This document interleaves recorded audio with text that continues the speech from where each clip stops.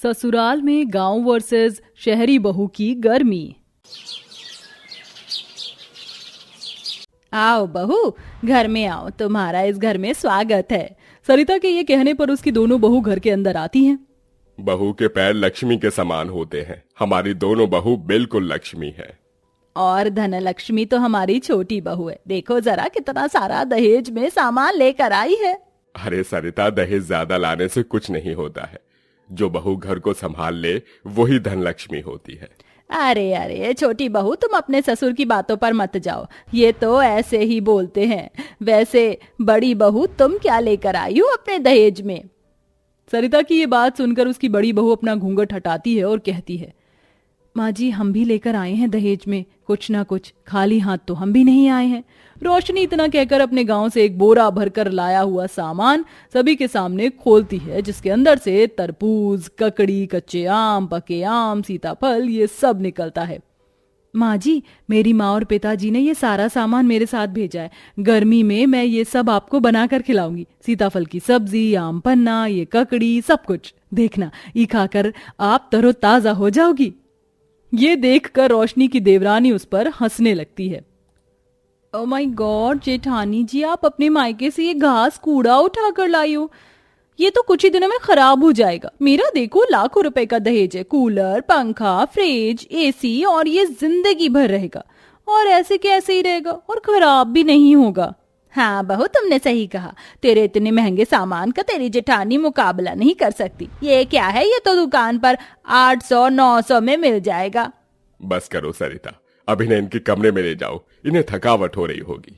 कैलाश के इतना कहने पर सरिता सिर्फ अपनी अमीर छोटी बहू को ही लेकर जाती है। उसकी बड़ी बहू रोशनी वहीं खड़ी रह जाती है। अंकित, जाओ रोशनी को उसके कमरे में ले जाओ। अंकित अपनी पत्नी को अपने कमरे में ले आता है। इसके बाद अंकित अपने छोटे भाई के साथ मिलकर उसके दहेज का सामान घर में सेट करने लगता है। पूरी रात इसी तरह निकल जाती है। अगले दिन जब सवेरा होता है, रोशनी समय से उठ जाती है। उफ, कितनी गर्मी हो रही है। सभी सोकर उठने वाले, उनके लिए कुछ अच्छा बना देती हूँ। रोशनी रसोई में जाती है, जहां अपने गांव से लाई हुई सब्जियां लाकर वो उन्हें काटना पीटना शुरू कर देती है। लेकिन जब बनाने की बारी आती है तो उसने आज तक गैस चूल्हा कभी इस्तेमाल ही नहीं किया था। अरे ये क्या, ये गैस चूल्हा तो मुझे चलाना ही नहीं आता। अब मैं क्या करूं?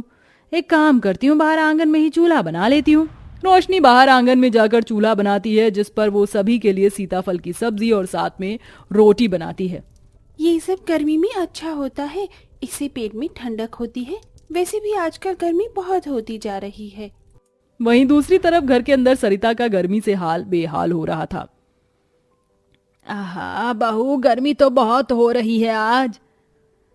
माँ जी, मैं अपने दहेज में जो एसी लेकर आई हूँ उन्हें घर के अंदर लगवा दीजिए ना। कब तक इतनी गर्मी बर्दाश्त करेंगे?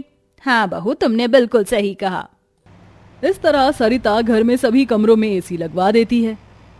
अरे वाह बहू, तुम्हारे एसी ने तो कमाल ही कर दिया। अब तो जरा भी गर्मी नहीं लगती। वही तो माँ जी, अब एसी है तो एसी तो ठंडी हवा देगा ही। रात के खाने में रोशनी सभी के लिए थोड़ा रायता, साथ में तरबूज काट कर और सत्तू का शरबत बनाकर देती है। हाँ, ये तो बहुत स्वादिष्ट है। हाँ सही कहा, गांव की बहू है। चलो इसी बहाने मुझे सालों बाद सत्तू का शरबत पीने को तो मिला। सत्तू के शरबत से पेट में ठंडक होती है। हाँ पिताजी, आपने सही कहा। बस करो बस करो, जब देखो मौका ढूंढते हो अपनी गांव की बहू की तारीफ करने के लिए। ये सब देखकर पारुल कहती है, बहुत ज्यादा गर्मी है, काम करती हूँ आज सभी के लिए आइसक्रीम ऑर्डर करती हूँ, सबको आइसक्रीम बहुत अच्छी लगेगी। पारुल इतना कहकर सभी के लिए आइसक्रीम ऑर्डर करती है। सभी को आइसक्रीम इतनी पसंद आती है कि फिर वो सब पारुल के गुण गान करने लगते हैं। ये वनीला आइसक्रीम तो बहुत टेस्टी है, कितना मजा आ रहा है इसे खाने में, पूरा गाल ठंडा हो गया। अरे मेरी छोटी बहू ने तो कमाल ही कर दिया, सबको इतना खुश रखती है कि बस पूछो मत। माँ जी, मैं तो अपनी मायके में भी ऐसी गर्मियों में बहुत आइसक्रीम खाया करती थी। गर्मी कब चली जाती थी पता ही नहीं चलता था। सब आइसक्रीम खा रहे होते हैं। कैलाश अपनी बड़ी बहू के पास जाता है। अरे बहू, तुमने आइसक्रीम नहीं खाई, जरा इसे खाकर तो देखो कैसी है। क्या फायदा बाबूजी, से खाकर थोड़ी देर के लिए गला ठंडा तो कर देगा, लेकिन पेट में जाकर गर्मी पैदा करेगा। इससे अच्छा तो मेरा तरबूज है। इसके ठंडे ठंडे रस से पता ही नहीं चलेगा कि गर्मी का बुड़न छू हो गई, और ये पेट के लिए भी बहुत अच्छा है। मुझे तो इसे ही खाने दीजिए। रोशनी की ये बात सुनकर कैलाश उसके साथ तरबूज खाता है। ऐसे ही कुछ दिन और बीतने लगते हैं। एक दिन रोशनी सभी के लिए ककड़ी काट रही होती है। जैसे ही सरिता उसके पास आती है वो उससे कहती है, अरे रोजाना तुम एक ही चीज बनाती रहती हो, हम इन सब चीजों से बोर हो गए हैं, आज ये सब नहीं खाना हमें।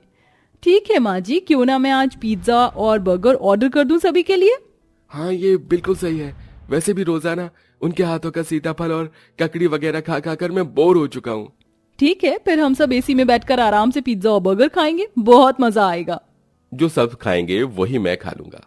इस तरह पारुल सभी को एसी वाले कमरे में ले जाती है और सभी के लिए पिज्जा बर्गर ऑर्डर कर देती है। अब रोशनी के हाथों का कोई खाना पसंद नहीं करता था, लेकिन रोशनी हमेशा अपने हाथों का बना ही खाना खाती थी। कभी खीरा तो कभी ककड़ी, कभी आम पन्ना, और साथ में कैलाश को भी ये सब चीजें बहुत पसंद आती हैं। वो भी अपनी बहू के साथ ये सब खाया करता था। ऐसे ही अगले दिन रोशनी और कैलाश को छोड़ बाकी सभी को बहुत ज्यादा तबीयत खराब हो जाती है। हे भगवान, ये क्या आप सभी अचानक से बीमार हो गए? अब मैं क्या करूं? एक काम करती हूँ, डॉक्टर को बुलाती हूँ आप सभी के चेकअप के लिए। हाँ बहू, ला जल्दी से फोन मिला। रोशनी ऐसा कहकर डॉक्टर को बुलाती है, जिसके बाद डॉक्टर घर में सभी लोगों का चेकअप करता है। देखो, बाहर की चीज खाना उतना ही अच्छा लगता है जितना मुझे पेशेंट को इंजेक्शन देने में लगता है। I am just kidding. आप लोगों ने बाहर का कुछ उल्टा सीधा खाया है, तभी आपकी तबीयत इतनी खराब हुई है। और वहीं उसी के साथ आपने कुछ अच्छा खाना भी खाया होगा, लाइक सीजनल चीजों में कुछ। हाँ, हमारी बहू ने बीच में हम लोगों को सीताफल, ककड़ी, खीरा, तरबूज और आम पन्ना भी भर भर कर पिलाया और खिलाया भी था। चलो बढ़िया है, कुछ हेल्दी और ठंडा खाने की वजह से फूड पॉइजनिंग जैसी बीमारी नहीं हुई और बॉडी में गर्मी भी नहीं बनी। और हाँ, गर्मी और सर्दी दोनों मौसम को तरीके से सहन किया जाए तो इतनी दिक्कत नहीं होती। ज्यादा एसी में रहना, ज्यादा ठंडी चीजें खाना, ये सब ठीक नहीं होता बॉडी के लिए। आगे से थोड़ा ध्यान रखना। और रोशनी जी, आज आपकी वजह से ही इनकी तबीयत खराब होते होते बच गई, ऐसे ही इनका ध्यान रखिएगा। डॉक्टर इतना कहकर चले जाते हैं, जिसके बाद घर में सभी को अपनी गलती का एहसास होता है और वो सभी रोशनी से माफी मांगते हैं। बहू मुझे माफ कर दे, तू हमें हेल्दी खाना खिलाती रही और मैं ये शहर की अतरंगी चीजों पर प्रभावित होती रही। दीदी मुझे भी माफ कर दो, शहर की चीजों से मैंने सभी को प्रभावित तो कर लिया, लेकिन मेरी वजह से सब लोगों की तबीयत खराब हो गई। मुझे ऐसा नहीं करना चाहिए था। अरे माफी मांगने की कोई जरूरत नहीं, गांव शहर का तो चलता ही रहता है और शहर की अतरंगी चीजों का लुत्फ उठाकर उनका नतीजा कैसा होता है ये तो आप लोगों को पता ही चल गया। लेकिन अब याद रखना, मेरे गांव की चीजों पर कभी उंगली मत उठाना, क्योंकि आगे भी मैं तुम्हें वही खिलाऊंगी। इस तरह रोशनी की बातों पर बीमारी में भी सब लोग हंसने लगते हैं। रोशनी अपने गांव से लाई हुई चीजों को बना बना कर अपने परिवार वालों को खिलाती है। इसी के चलते बहुत जल्दी पूरा परिवार पहले की तरह ठीक हो जाता है और सभी खुशी खुशी रहने लगते हैं।